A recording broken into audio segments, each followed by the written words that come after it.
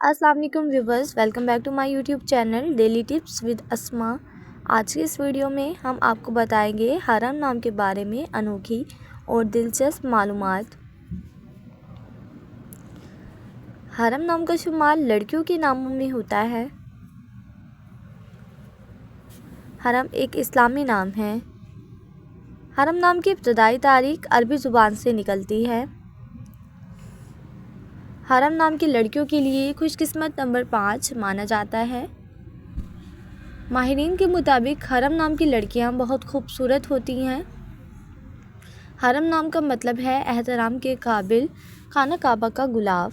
हरम नाम की लड़कियों के लिए खुशकिस्मत दिनों में सोमवार और जुमेरात का दिन शामिल है। हरम नाम के अफराद के लिए मुवाफिक रंगों में सफ़ेद, पीला और हल्का सब्ज़ रंग शामिल है। हरम नाम के अफराद के लिए मुवाफिक पत्थरों में सब्ज़ पत्थर शामिल है। खुशकिस्मती वाली धातों में हिंसों के हिसाब से कांसी शामिल है। फ्रेंड्स, अगर आप अपने नाम का मतलब जानना चाहते हैं तो कमेंट बॉक्स में अपना नाम लिखें। इंशाल्लाह हम आपके नाम की वीडियो ज़रूर बनाएंगे। Thanks for watching. अल्लाह हाफिज़।